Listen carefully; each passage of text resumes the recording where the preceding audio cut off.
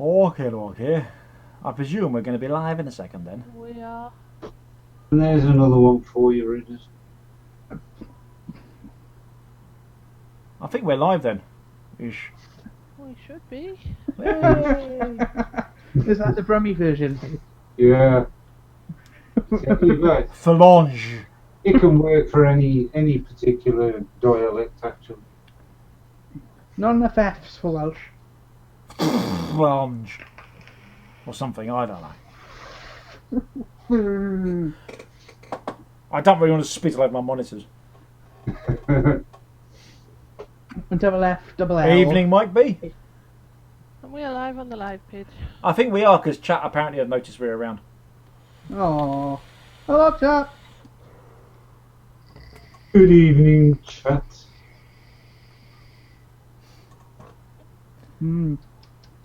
Strawberry milkshake. Yum, yum, yum. Is it nom, is it? It is beard number 5. I like beard number 64. So do I. It's Sav's fault, you see, because she raved about it, so I thought I'll have to give this stuff a go. It's awesome. So I bought a couple of bottles of it. And I only vape it very sparingly because I don't want to get through it too quickly, because it's nice. Yeah.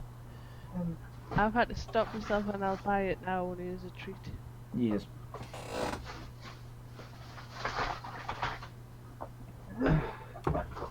Bruni is saying good morning. Where's Bruni from then? Australia. Australia. Yeah. Ah. Right. Now that makes a lot of Are sense. you with or without hats, Bruni? With or without hats? Hats, not hands. I said hats. Did you?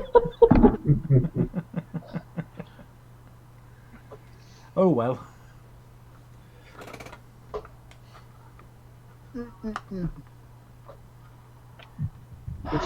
It is stubble readers. No, it's almost turning into a chin throw. Chin throw. Chin That's a throw. new word. Mm. Hang on 1 second. A chin, hang on. Mute my mic. 2 minutes. That's almost a chin throw.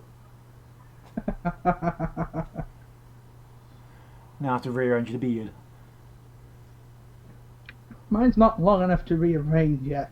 I will be back in 2 seconds. Oh, I don't know. Oh, bye, Keith.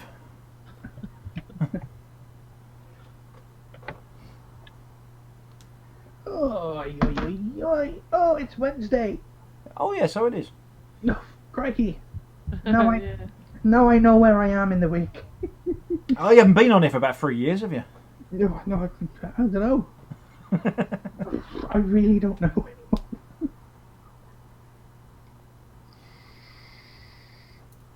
I think next week we might do Exactly. Sunday instead, just to really confuse people. Yes, welcome to the cave of the panel. 1 minute. 1 minute. Oh, I better get the bug ready, hadn't I? Where's the bug? Oh, you're there. Good. Yeah. Let me know about 30 seconds and I'll hit the button. Okie dokie. Push it. It's on the button. Oh no, I'll Shut stay up. away from that funk. Silliness. Oh, you'll be pleased to know I fixed the keyboard by replacing it. Yay. 30 seconds. Right, like bugger rolling.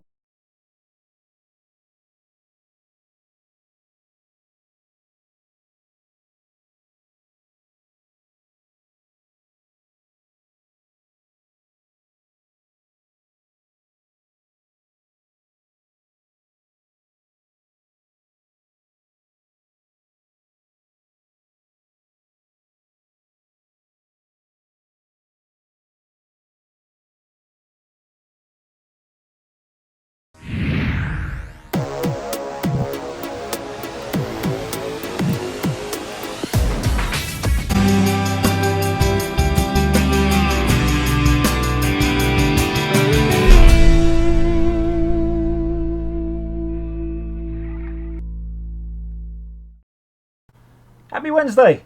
We're back on a Wednesday properly with Rhydian. There he is. Ah. Yes. and other people as well. I shall now take the camera off Rhydian, and so we're doing this a bit of a mashup tonight. It's the cave and the Maloo. Mayhem. Yeah, that one. So yeah, a bit of a mashup because we can. So then we have immediately to the left, as I'm looking from me, the effervescent loveliness of this Sav. I will get that right one day. Is that right? Close enough. I think Then, it's copyrighted to Dave. well, there's Rhydian. He's already talking because he likes to take the limelight, so he's taking the camera away from people. So moving on from Rhydian. Hello, Rhydian. We have Mr. Marco Van Basten. No, that's B. Oh, I'll do it manually. Hello. I was muted. Oh, you were muted and everyone else was being loud. So, yeah. Yeah, I No was chance. muted because I was inhaling on my whistling thing, Ah, okay. which is orange. It is. Next to the orange man, we have young Keith. Say hello, young Keith. Good evening, young Keith. No, I said say hello. Hello, young Keith. That's better. And once again, second appearance, we have Bernice. Say hello, Bernice. Is that it? Yeah. Oh, all right then. No hat now. She's just joining the rest. We're saying, oh, yeah, whatever. Yeah, we'll do that. Right, so we've got two things to talk about tonight. The first is PAS. We're not going to cover it entirely because that's coming up in another show. More on that later. And then we're going to be talking about temperature control, which is the main purpose of this panel. But first, I suppose we better have the opening credity things. So see you in a mo.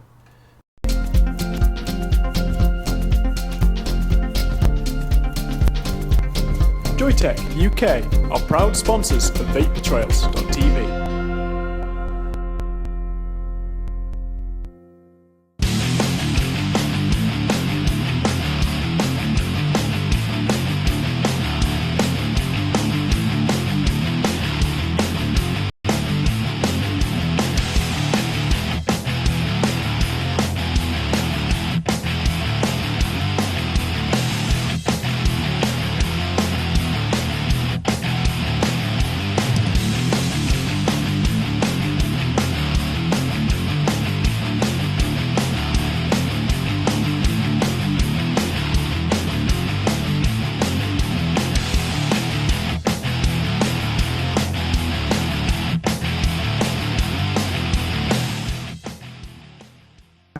Okay, hello. Right, Rhydian. PAS. Yes. You were there. We briefly mentioned it last week before I headed down to London for the launch last Thursday. It seems that a lot of people didn't know about it, but it's essentially out there now. It's going to be properly in force at the end of the month, give or take, and it's basically a load of guidelines. It's not a specification, which PAS stands for. It's publicly available specification. Uh-huh. So that means it's voluntary and not compulsory. So that's always a good point, because the TPD is compulsory. We would rather something that we would take up off our own backs with a good decision. I know that there's a lot of toing and froing, grinding of gears on other social media, not just in our chat before. But basically, it's a set of guidelines to help your e-liquids and your hardware to be of a better nature of quality. Even though we know all reputable e-liquid makers have high standards, but it's trying to get, I don't want to use the cowboys word, but it's probably the best analogy, and I know Tristan would probably kick off about this, but it's all welcomed. Cowboys, as in the term cowboy builders, people who take you for a ride, and we don't want that as a set of consumers. We want to know our products are as safe as they can be without being medical, essentially. Okay. And then and in the next show we'll go into it. Well, the one that we may have planned, we'll go to it in full detail and stuff. Okay. Now I a little look at the proposals that's on the CETA's website. Now that was drawn up or published there in 2014, wasn't it? So last year. Yeah, I'm chucking that into chat now for anyone who wants a little bit of a catch up on it. And But- for those watching a video on demand, the link is on the video description of this show as well. So sorry, carry on. I'd like to point out that the summary of the pass on the e-cigs website, on the link there are changes to the final version that got released last week. But most of it is the same.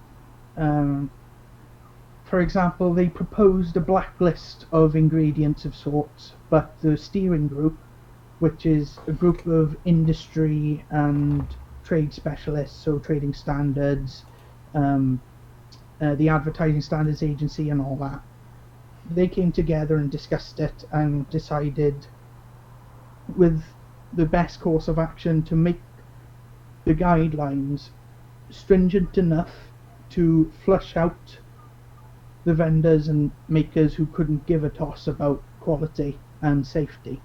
So you still have the stuff like emissions testing. Yes, it's a very complex field of thought around it, and costings and all that.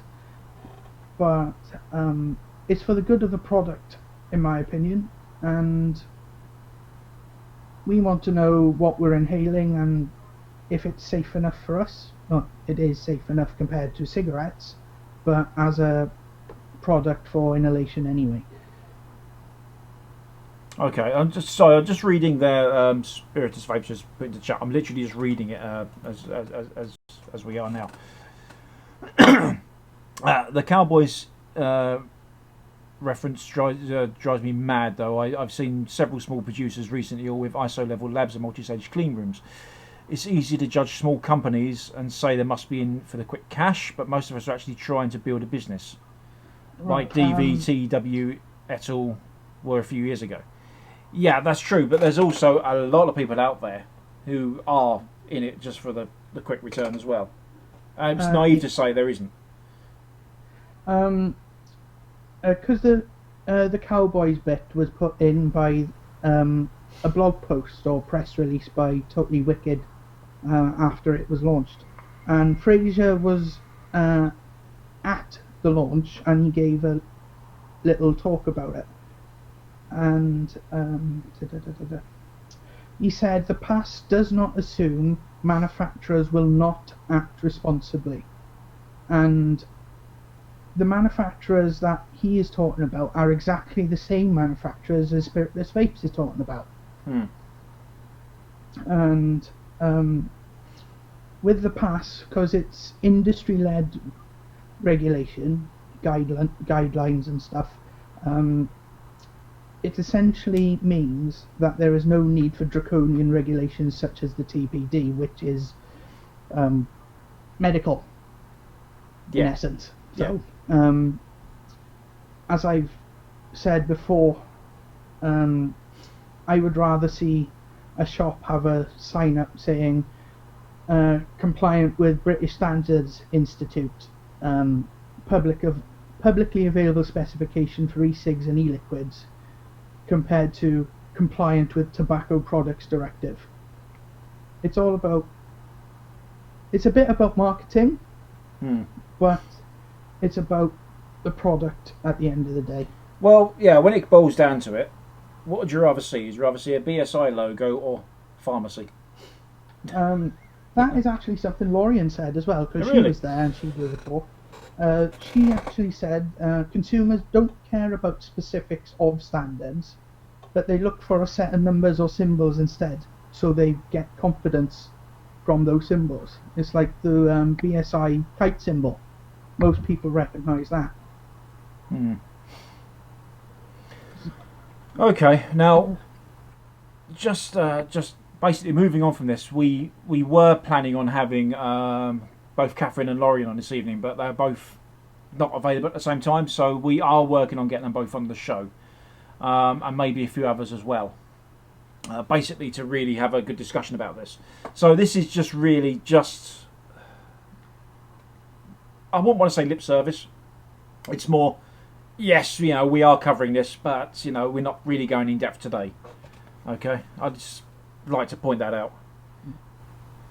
So I mean, yeah, there's a lot of chat going on already, but I think a lot of this will have to wait really until we got Catherine on. Yeah. I mean, I can't really comment on it, and I'm not entirely sure how much Rhydian can comment.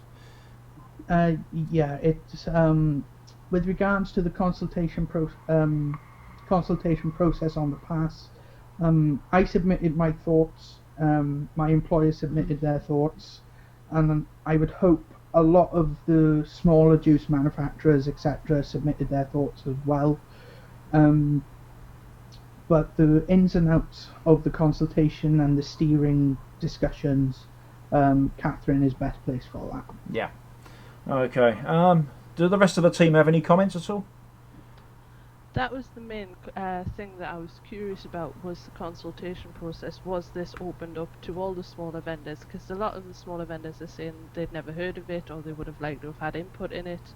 And I obviously can't comment because I don't know how the process worked. No, that's fair to say. I can give you a brief touch on it.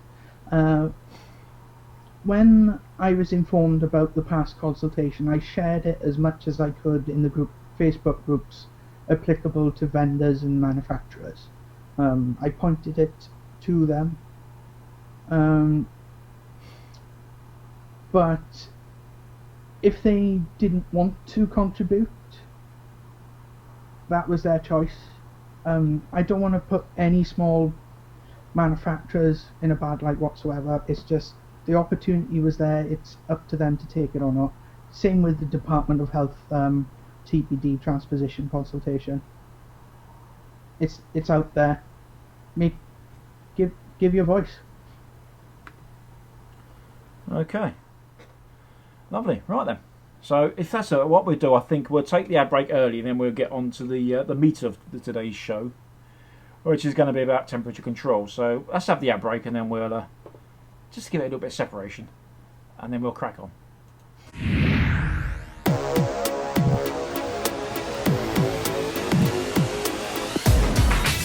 Often imitated, never duplicated. Award-winning service and products from cloud9vaping.co.uk. Dripper selection boxes now come in 0 and 3 mg strengths. So tell Dripper the kind of flavours you like and we'll send you 70ml of some of the world's most exciting flavours every month. With free delivery anywhere in Europe, treat yourself to a Dripper box today. Dripper.co.uk.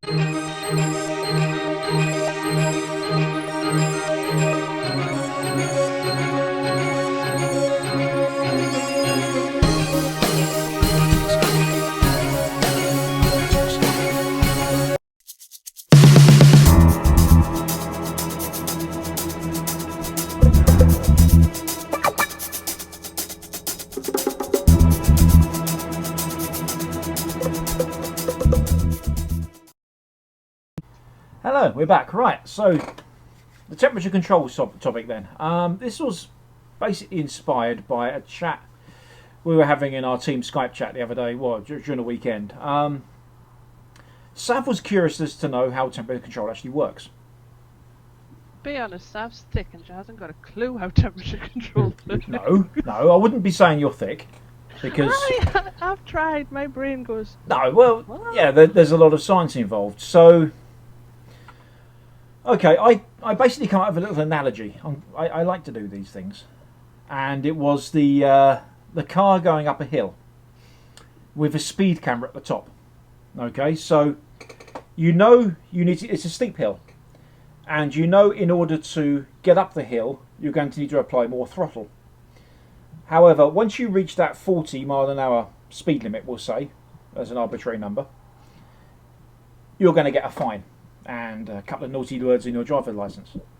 So what temperature control does is it throttles the speed so it can get to where it wants to be, but never exceed it. Did that kind of make any sense? When you explained it like that, it did. I thought, right, I kind of understood a fair bit of that. And then I confused myself again when the wattage and stuff came back into it again. Well, basically you think of your wattage as your acceleration. Yeah. And you think of your temperature limit as the speed camera. Yeah. Yeah, and you think of your resistance as the steep hill. Yeah. Yeah. So that's kind of how I was trying to get to it. So it did make sense. Yeah. So the conversation escalated from there really, and it sort of got to the point of why do you want temperature control and that sort of thing. So what we've done this evening, we've assembled a panel of everybody here is using temperature control. Apart from you've dabbled with it, Sav, haven't you? But not really. I have, and I've got a temperature control mod sitting here, but I couldn't find anything to put on it. Okay. So what I would like to do, I would like to go through the panel and ask them their experiences with temperature control, and do they think it's better, worse, or are they indifferent to it? So who wants to pipe up first? Everybody jump in. Well, I'll pick the first volunteer. I've unmuted myself. I think temperature control is the dogs, really. I have vaped my various tanks completely dry of juice in the past, and it doesn't affect it, basically. I like to think more of the temperature control more like your oven. And, for instance, I've got a lovely macaroni cheese in the oven downstairs. The oven's not on yet, but when it is on, it's going to be at 200 degrees for 30 minutes. But I know if I put it at 220, the 20 minutes, it'll burn on the top. Another analogy for you. There we go. Only a chef would think of that one. Well, there you go. Dim and distant past. I think for me, and because I can muck about with the temperature, I mean, at the minute I've got this at 500. Earlier on I had it at 470 because I had a different juice on. And I like the fact that I can leave it at 50 watts or 60 watts and just change the temperature. And it doesn't really matter what the wattage is at all, because as soon as it hits the temperature, it then cuts off the power. So it means that you can muck about, you can dial into the juice, the flavour that you've got in your tank or your dripper or whatever. And you can find the good spot, the sweet spot for that, and then just vape away. I think it's rather marvellous. Yeah. Do you ever see yourself going back to just a standard variable wattage or a variable voltage device, or even a mechanical? I never really use mechanicals. I've got one. That's it. I've got a telescope. That's the only mechanical that I've got. I was never a big mechanical fan, and mostly because they've got bottom buttons, and I hate bottom button devices. Oh, okay. But yeah, I would still use something like the Curve with my lovely iClear 30S on it. Uh-huh. I still use those only because I bought a load of the inserts from Chinese company. But mostly I'm using the two Vapor Sharks and the VT60 at the moment. But I've still got all my other mods, and in fact, yesterday I was using this, but I had a non-temperature control device on top of it. So yeah, I've got to be honest. I do that a lot with my DNA 40 mods. I just stick a Camphor build on and just fire it away. I don't always use a temperature control atomizer on it, but I used to swear by mechanicals as well, and often swear at them. But I don't know. I think it was the DNA 40 that really bought variable wattage as a viable sort of all-day tool, and it kind of replaced. And it wasn't just that. I mean, at the time you had things like the God mod coming out and these other high-powered box mods as well. that could do the variable wattage at a decent enough level to satisfy a mechanical user. But I know I'm veering off the topic here a bit, but there we go. I'll do that. Right, who's next? Rhydian. Right. With your thoughts about would you go back to using a VW device, and the answer is, yeah, I'm on that most of the day. And then when I really want to build big clouds, I stick it on the SIG 100. But I feel the benefits of the temperature control is the lack of dry hits, because I went through my entire tank and I didn't actually know I was pretty much empty. So yeah, I can see why actually, because it's pretty hard to see the juice level in these tanks actually, isn't it? Yeah. So, but then I've also tried nickel bills on drippers as well. I find it's a lot smoother, and with the temperature control, you're not getting as much spit back, which is always a plus. But would I just use these constantly? Probably not, because until I get my sweet spot with the temperature on the different resistances and the different devices, coils and all that, I would probably go back to a standard sub tank at 20 watts like this one is. Yeah, and let's be honest, you can have a very good vape at 20 watts. No, of course I can. Yeah. A good vape at 20 watts at 0.56 ohms. It does the job for me, and so does the temperature control. Right, so I'm going to keep it in Wales. B. I know you've been playing with temperature control stuff. This is one reason why you're on tonight. Alright. I agree with Rhydian in as much as you don't get the dry hits, so I think I'm stuck now with temperature control and I don't think I can go back. Okay. So do you find it, aside from the temperature, the dry hit things, do you actually find the performance better, or do you get a more satisfying vape out of it? It took a while of playing to the point that with the eVic I noticed that it was very, very smooth. It depends on what flavour you've got. You do have to play around with it, that I found anyway. Yeah. Some of them are just, there's no hit to it at all. But other liquids, especially because of an aniseed cream, you get a bang of a hit and you've got to turn it right down. And being the aniseed person, you approve of this, do you? Oh, 100%. Right, Keith, time to unmute yourself, sir. Yes. Go on then. I know you're quite new to temperature control, aren't you? Oh yeah, I mean, as you know, I got mine at Vapor Expo when we were there, and I'm loving it. I mean, for the simple reason of getting no dry hits, basically. I mean, I've sort of ditched the tank that came with it. I wasn't getting on with that at all. It was just a little bit muted for me. I just wasn't getting much flavour or throat hit or anything from it, so I've kind of ditched that and slapped a sub tank onto it, and it's working really well. And as for going back to a normal variable wattage device, I mean, if I could afford it, I would have all temperature controlled devices. Okay. So what you're saying around about way there is you're quite impressed with temperature control, and oh yeah, definitely. Yeah. Okay. So Sav, I know you've tried temperature control. I have. What didn't you like? Well, before I tried it, the initial sort of everything I read and heard about it, I thought that sounds brilliant. That sounds like a really good idea. So I nagged and I nagged and I nagged Dave Dawn until he finally let me have one of his to try, which I still got. And it was so violent and aggressive compared to what I was used to. I was like, I don't like that. That's sort of trying to kill me. Can I just ask, was the device that was lent to you by Mr. Dawn built and filled with Mr. Dawn's liquid and built by him? It was built by him, but it was filled with my liquid on my tank. Right, okay. Because having vaped with Mr. Dawn's liquid recently, it's quite a vicious liquid, but it wasn't that then. No, it was filled with my liquid. I bought a sub-tank, and it was just violent. And I thought, okay, I don't like that. It was spitting and all sorts. So I thought, try a different coil.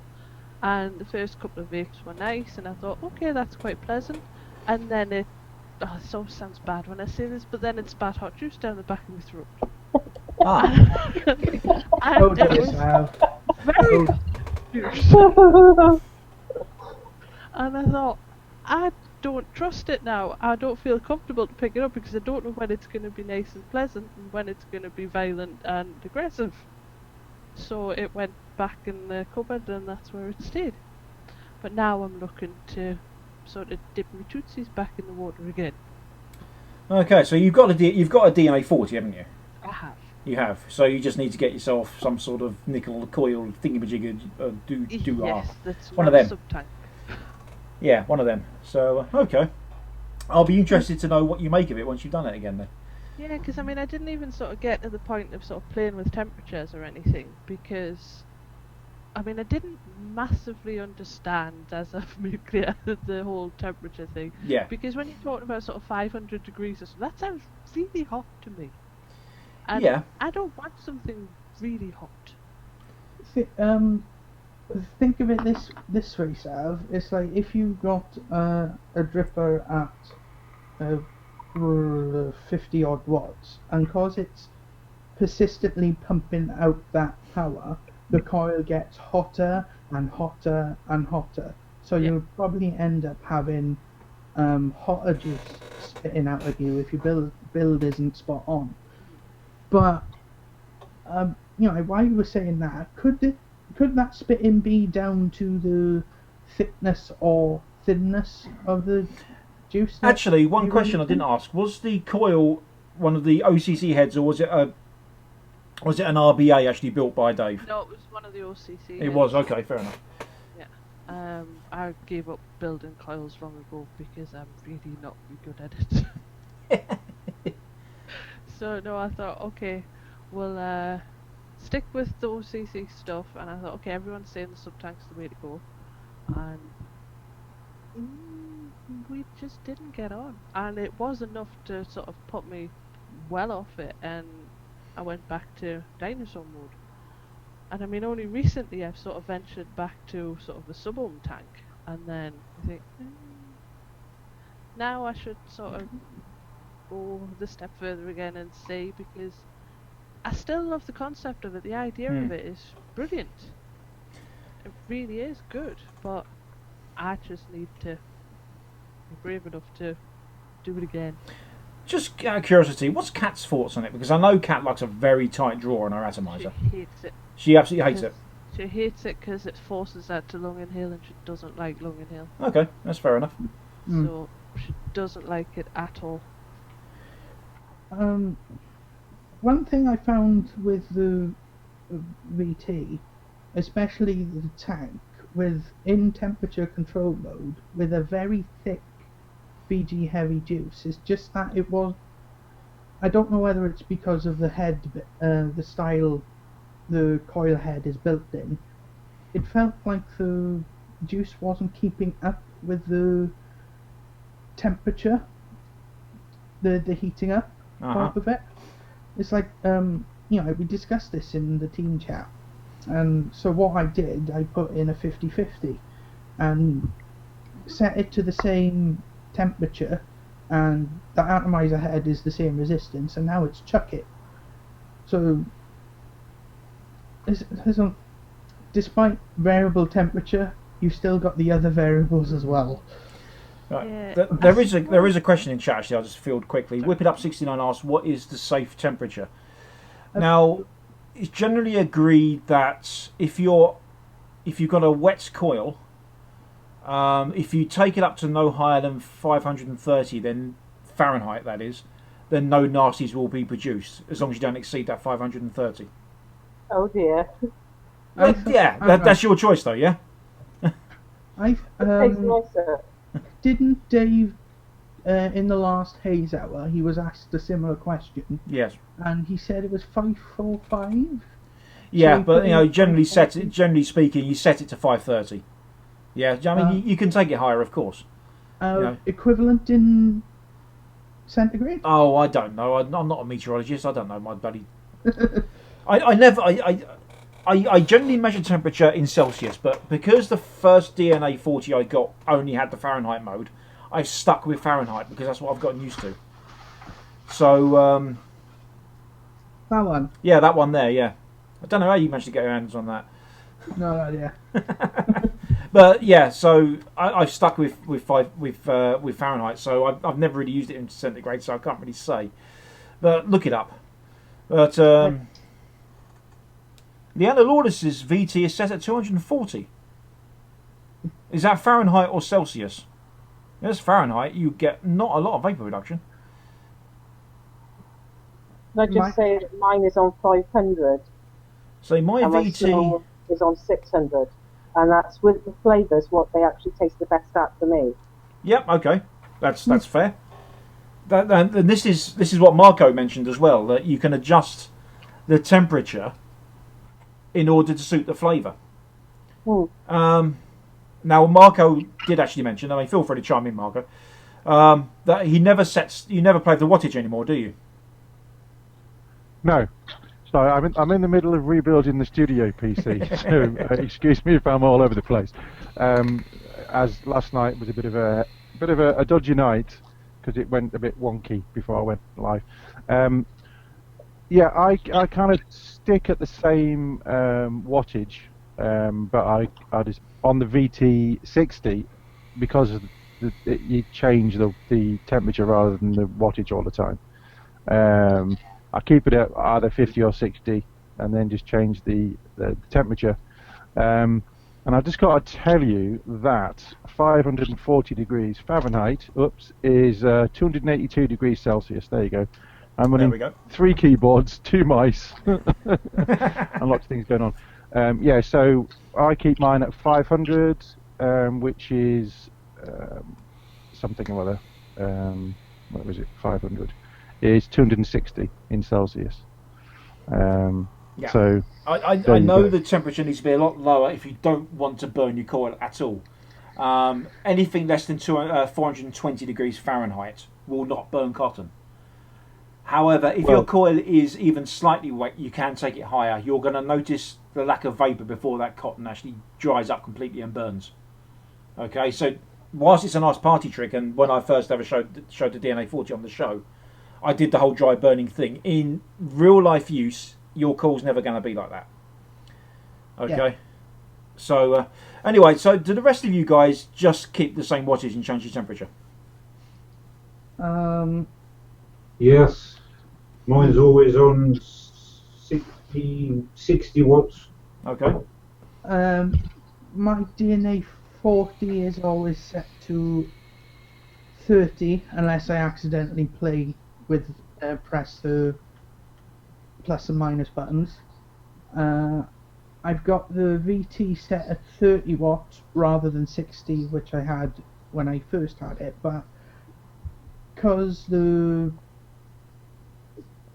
I've set it at 250 degrees C and I've got the same on the DNA 40, I thought I can still get a lot more battery life out of it if the power goes down a bit.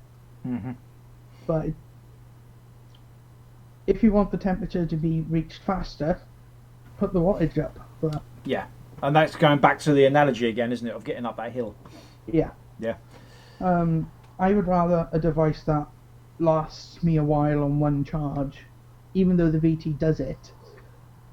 But I'm all for economy of power use. So now I don't think the VT does it, but what the DNA boards do is they have a feature called preheat, which on the DNA 40 you cannot turn off. Now what that does, that basically gives it a quick blast for, it's just a fraction under a second. Basically a full power, so it puts the full 40 watts into your coil just to get the temperature up. And then back off to whatever you set it at, and then adjust down when it hits the temperature limit, that sort of thing. but I don't think the VT does it, which would explain why some people are saying that when they put the tanks that come with the VT on a Vapor Shark, or DNA 40, it's better because you've got that preheat. Okay, so there's that other thing as well. Yeah, I'm intend to incline to agree there because I've swapped both the tanks over on each device. Yeah, and I think the DNA 40 punches a bit harder. It does, and for the reasons I've already pointed out, because of the fact that it's got that lovely little preheat function. Okay, so I'm just having a read through chat here. Dave Kidson's just chimed in. 40 watts, just leave it set there, and just dial in temperature. Does the length of the draw make a difference? Because I take reasonably short draws. Yes, it will. As with any atomizer, not even temperature control, the longer you're firing it, the hotter it's going to get. Yeah. So the longer you fire a temperature controlled atomizer, it's going to keep bouncing around that area. It's not going to let it exceed it, of course. So it's going to just on a DNA mod, you'll see temperature protected happen, and it just backs off until it's got the scope to actually put more power into it again. Right. So if you're going to take shorter draws but you want that more satisfying hit, you put the power up so it gets there quicker. Yeah. Basically. That's what I was coming to. So if you took short draws, you'd be better to set it at the higher wattage mode. But if you wanted sort of a longer draw, the lower wattage mode might suit you better. But basically, when I first started it, what I did was I would use it more like I'd use a variable wattage mod at the time. So I would set, and for a long time, I never really changed from 420 degrees Fahrenheit, and I would adjust the wattage. And which is still true on. You remember the mod that I built? That is still set at 470 these days, apparently. Who knew? And 25 watts. Now I could put that to 40 watts and vapor wire it quite happily, but I found that this particular setting suits the juice I've got in this tank. So I like it at 25 watts at 470 because this build was the build I used to use at work before I got moved upstairs and now I can no longer vape. But when I was downstairs and I could get away with it, I didn't want to chuck out massive clouds. So, that's not a massive cloud. It's a respectable cloud, but it's not a big room-filling thing. So that's the setting I've set this at, and this is what I've come to like from this combination, really. And I presume everyone else has done pretty much similar. They've adjusted their wattage initially, playing around with it, and then adjusted their temperature. So how long would you say the learning curve is then? For me, it's probably a couple of hours just playing around, to be honest. When did I actually get the Zen A50 upgrade? It was quite a while back. And it was just before you joined the show, actually. Yeah, but I'm still tinkering because different juices, different thicknesses, and all that. It's like the temperature difference for creating a decent sized cloud on in TC with a 50/50 will be different from, say, an 80/20 VG heavy. That's my understanding from my experiences. Okay. I'm not entirely sure that is true because everything that goes into the e-liquid is the same and has the same temperature of evaporation, or turns into an aerosol. So I don't know whether it's just my perception of it all, or I'm just plain weird. Okay. No, Rick. I agree with Rhydian in as much as each flavour I put in, I have to play with the temperature to get it right for me. Yeah. But that's the beauty of it, though, isn't it? And Spiritus is putting to chat, aside from no dry hits, TC has no benefits over variable wattage. And apart from levelling out the vape experience when you have multiple atties with different resistances, variable wattage offers nothing over variable voltage. I've got to take exception, really, because you can change your voltage or your wattage, fair enough, but you can really change the flavour profile of a juice by changing the temperature that it's actually atomized at.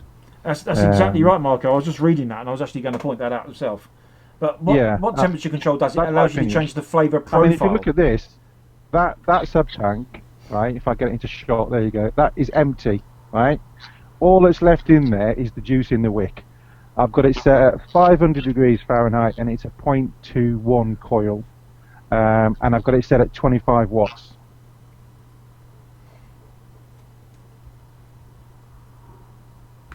It's still vaping, it's not dry, and I can completely vape all the liquid in that wick, and it will not burn.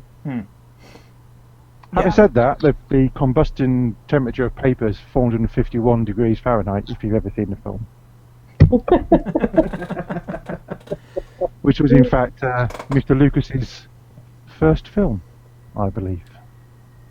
Yeah, I think you're right. Okay. Where you get GHX sound from. Yes. There you go. I digress. THX 1138, yes. Exactly. Right. I think we're going to take the ad breaks, and then after that, I think we got a first for VTTV. So, and there goes being a cat. Sorry. Notice I said cat. I shut my cats out. Sorry. Right, let's take the ad break. We'll see you in a couple of minutes.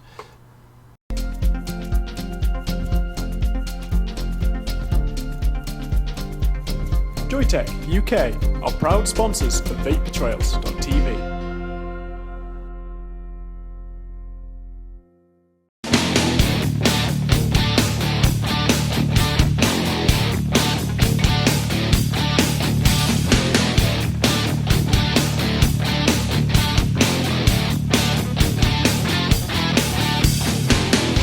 LP Vape, UK purveyor of e-cigarettes and e-liquids.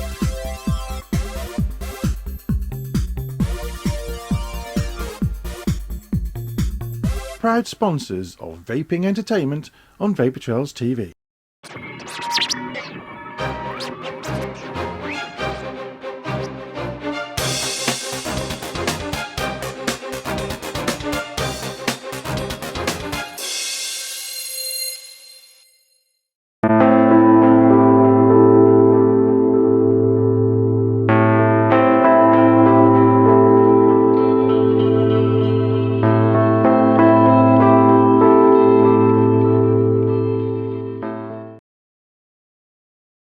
Right, and we're back. Okay, so we're just having a little chat during our break, as we do. And B is there, still stroking her pretty cat. I am choosing my words incredibly carefully. Well done, Matt. Right, the question was posed by Sav. If she was to go and buy a temperature control device, how does she know that the temperature control device itself is a working one? And I believe young Keith has got an example of one that didn't quite work. Would you like to show it, Keith? That one. Yes. The M80 Plus. Yes, which was quite early on, or it was quite soon after the DNA 40 was released, that a lot of other manufacturers started jumping on the bandwagon because it, excuse the pun, it's a new hotness, isn't it? So yeah. For those of you that recall my review of the M80 Plus, the temperature control mode doesn't work. However, I did point out it was a very fine, that's a bit juicy, yeah. It was a very fine variable wattage device. So there were a fair few early attempts at it. It didn't quite work, and I think now things are coming to the fore that do work quite nicely. When Dave Dawn's back, he'll be doing a review on at least the Sigelli 75 watt, which has temperature control, which initially we could not get to work, but we found out why. I'm not going to put too much of a spoiler in, but it requires being told what the base resistance is, which is something the DNA chips don't need to be told. It just works it out. It just goes, oh yeah, that's temperature control, away I go. But a lot of the other stuff requires being told about it. Even the EVIC VT needs to be told whether it's a nickel coil or a titanium coil, and it needs to be locked into place. I appreciate, Sav, that that's probably not made anything any clearer for you, is it? No, not really. Right, okay. Is the consensus a DNA evolved DNA based TC device the way to go then? Compared to what else is out there? Because we've got the e-leaf temperature control out. We've got the Snow Wolf that Yep. says it's a temperature control device. And it is. I'll get to that in a minute. And then you've got the VT. You've got numerous of other ones that are due to come out. Well, for someone like me who's just sort of getting into it, my gut would tell me to go for an evolved chip because I trust those chips from previous experience. Where I haven't had previous experience of the other mods except an e-leaf, so I may possibly consider that as well because it's a mod that I trusted. But obviously, to go for a DNA chip, you're paying extra for it compared to a lot of the other prices. Not well. Yes and no. If you're talking just raw price for the boards, now you can buy the, and I know this is completely not in your interest at all, Sav, but I'm going to say it anyway. You can buy the DNA 40 chip, and you can buy the SX350J chip by Yeehee. The price difference isn't an awful lot. I think it's a couple of quid either way, you know. So, raw material terms, there's not a lot in it. It's just, I suppose, the evolved name attracts a bit more prestige, I suppose. Possibly. Yeah. Now, personally, I would say if you want something of ease of use, go for an Evolve. Because you just put a nickel coil on it and it knows straight away that it's going to temperature control it. Okay? You don't have to go, yes, this is temperature control, this is the base resistance, and away you go. I don't want to have to answer a quiz and stuff. No, exactly right. So you just screw your Atty on and press the fire button. That's it. Yeah? Other stuff you kind... The SX350J kind of does that, but you have to set it into power mode first. But you don't really have to play with the base resistance. So, yeah, there is complications around it. You know. So I would say, if you're new to it, go for an Evolve chip. That's what I would say. Another thing that's come to mind, because you've got the DNA 40, it goes up to 40 watts. The VT60 goes up to 60 watts. Yes. Snow Wolf goes up higher than that. No, it doesn't. Right. Well, it does, okay. But not by much. Because as we said before, the only difference a higher wattage is to reach the temperature faster. Yeah. But if you're using temperature control anyway, what is it necessary to have higher watt output? There is a quote on the Evolve website that wattage produces vapor. Okay? The temperature does not produce the vapor. It is the amount of power being dissipated by the coil that's producing the vapor. The wattage just sets that limit where it's going to go, that's it, no more. But the more power you can pump into it, the quicker, the more vapor you're going to get. Right, yeah, okay, I get that. But, say I'm at 250, once it gets into temperature protect mode, it drops down to about 12. So why would you need 60 watts of power when the temperature is maintained at 12 watts? Because you need to get that initial hit. Yeah?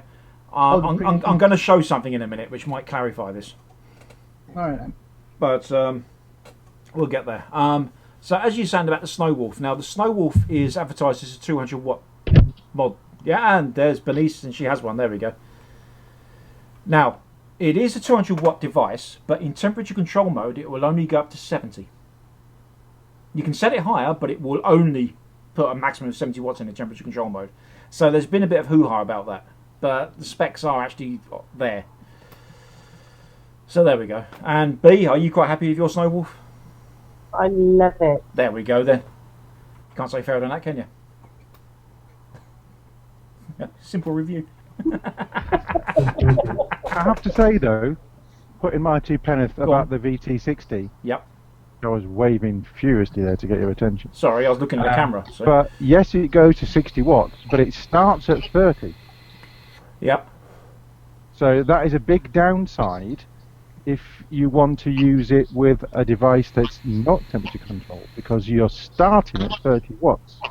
So for me, if you're going to start off, I'd get a DNA 40 board, Vapor Shark or something of that ilk, because the VT60 starting at 30 watts doesn't give you that much scope to go below.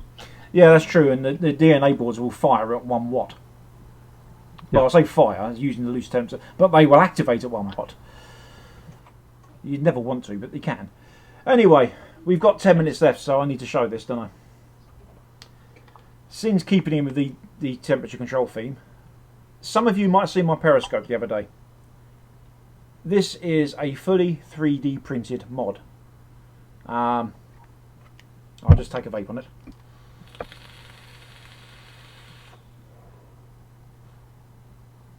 The thing being, this looks a familiar sight, yes? I'm going to hold the up button.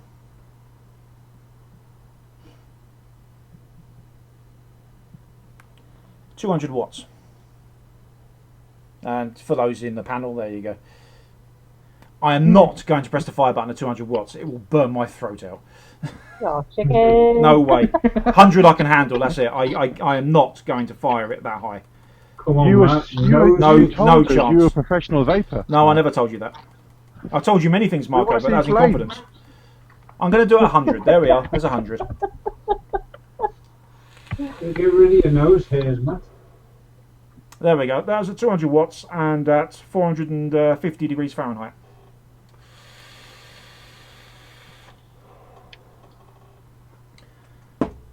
It's rather good. And it will fire at whatever wattage you tell it to. Nice. It's got more tricks to it, and I'm going to see if this is tech on the fly here. It's not that one. I've got a tablet here. I'm just going to hook it up. This is not actually on general sale yet. Well, it is. You can buy the boards. You can make your own mods quite easily, and they are very easy to make. And I'll be doing a VT on that because I've got another chip here. He's growing mods. I'm growing mods, and I really, really like the. I absolutely love it. Anyway, that's another thing. It's not review. Yeah. So what it will do, and what I'm going to show you now, probably will not be part of the final package, but I suspect it will be available if you so choose. I'm just going to plug this in with a USB cable.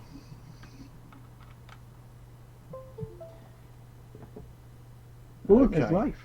There is life, and right for the benefit of those watching on the panel, you can't see this, but the people at home can. I'll see if I can hold the. This is. I'm showing the guys on the panel the screen here. Can you actually make that out at all? No. Okay, right. You'll have to watch it back and replay. But basically, what you can do, you can program. The DNA 200 now has profiles. And you can go through, and you can see here I've got 2 profiles set. I'm trying desperately to get this thing to work, but with not much success. Right, so profile 2, you can see there I've programmed as titanium. Now, you can see this graph here that my cursor's going over.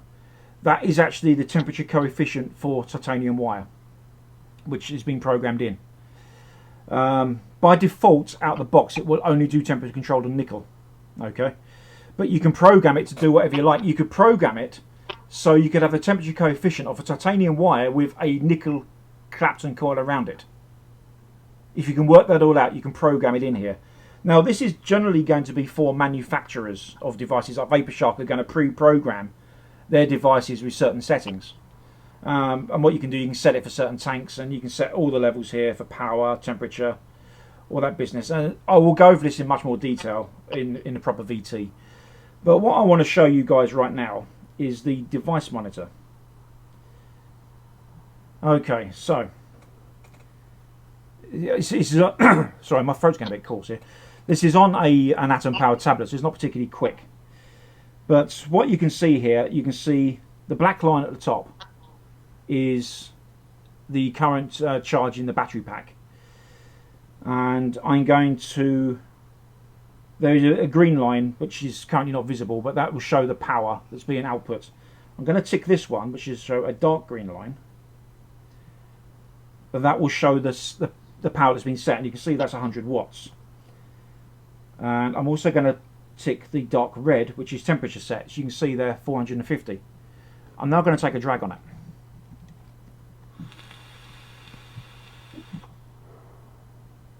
And you can see there real-time information of what happened. So you can see there the temperature just rose straight up to 450 degrees, 0.47, so it went over slightly and throttled down. You can actually see that the power didn't actually have time to reach 100 watts because it hit the temperature first. So the way to deal with that is to actually increase the power, the temperature limit, which I'm going to do now. So I'm going to raise that to 530.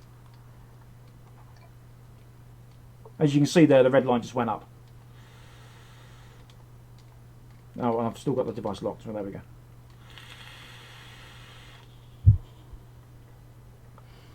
So you can see there that the power did actually raise up, and it went off the graph and back down again. So it quickly throttled itself. That's about as much I'm going to show you for tonight, because I still need to get my head around the software. There's a lot to it. You can do things like, it's got a researcher's mode where you can pre-program set things in. So you can only have X amount of puffs at certain durations and certain powers and things like that. So it's going to be great for people like Dr. Farsalinos. Do some particularly wonderful stuff with. But yeah, well, I'll do a proper VT on it at some point, including a build and that sort of thing. So there we go.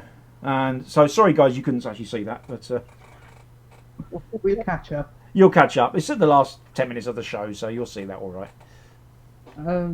That sounds very, very clever indeed. It's extremely clever. Extremely I was clever. just watching it in the studio. Sorry guys, but I get to see that bit, and that looked fantastic. Yeah. Now I don't think for 1 minute if you buy the Vapor Shark DNA 200, whatever it's going to be called, that you're going to have this software included. I can imagine it will be allowed. You know, you can just install it and away you go. But I suspect what they'll do is they'll have their own cut down version of it. Yeah. And you know, just you can even do things like put logos on the screen. You know, it's mental what you can do with this thing. It's even got, for the real nerds out there, it's got a command line interface. Oh no. I can actually type commands into this thing and make it measure the resistance. I can make it fire for a duration of how many seconds I specify without touching a single button.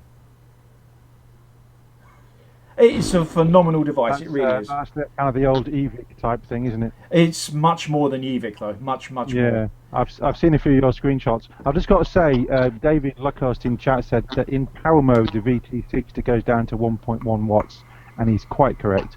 If you put a non-temperature control device on and change it to power mode, then you've basically got a normal kind of box. Just thought I'd bring that up. You know what? I've not actually put a normal Camphor build on it yet. On the hiccups on the VT60 at all. I've not done it. Maybe I should. But yeah, this thing does. I'm just going to. Would that software do the similar sort of thing with the Camphor build then? Yes. You can actually set a limit for Camphor as well. So currently, and I've not changed it. Out of the box, it's limited to 100 watts on Camphor. That's the factory default, at least on the on these early access boards anyway. What the final firmware is going to be. It's also firmware upgradable, I'd like to point out as well. You don't have to send your board back to get it upgraded. Wow. And I got to be honest, it's the easiest thing I've ever built in my life. There's 4 main wires to solder on, and that's it. And they're such a big soldering target, it's ridiculous. In fact, what I'll do, I'll quickly show the board. I've got a couple of seconds. So I'll show it to the live audience first. That is a DNA 40 board. The screen's not attached at the minute. 200, Matt. Sorry, DNA 200. Yeah, there we go. There you go, guys. Whoa. You can see. It's big. You're not going to fit this in the mod that took a DNA 40. No wonder the box is so large. Yeah, and it also requires either 3 married 18650s in series or LiPo batteries.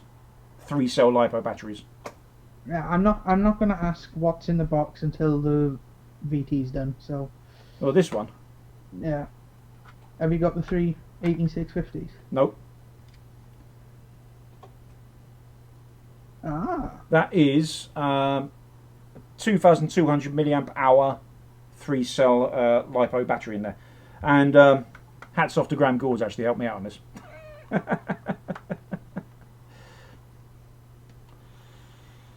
Aye. Oh, I've got it locked again, haven't I? There we go. So there we go. Right, I think that's a wrap, isn't it?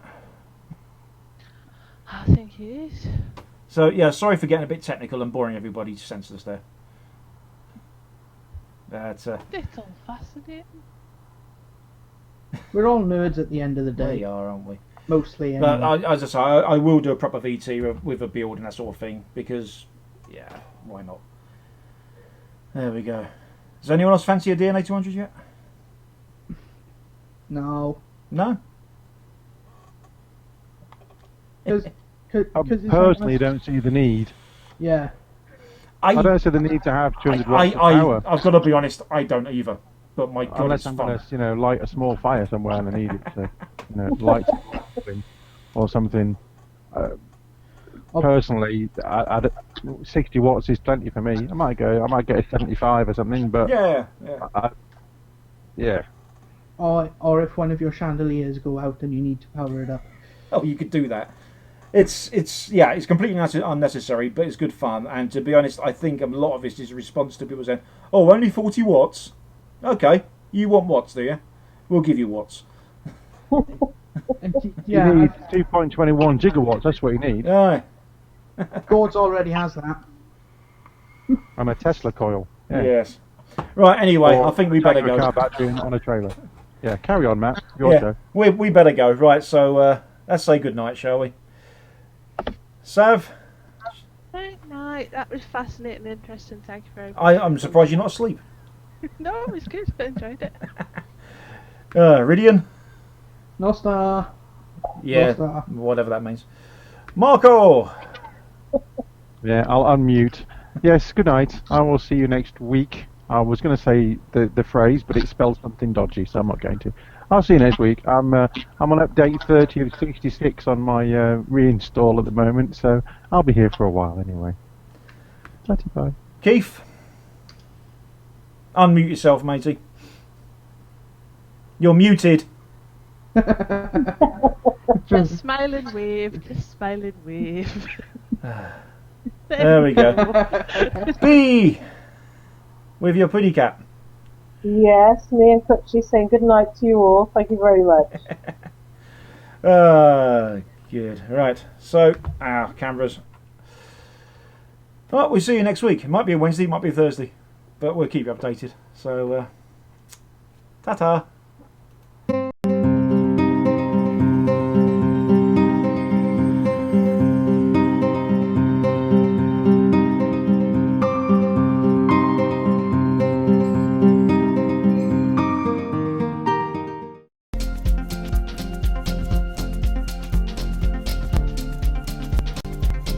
Joytech UK are proud sponsors of VapeTrails.tv.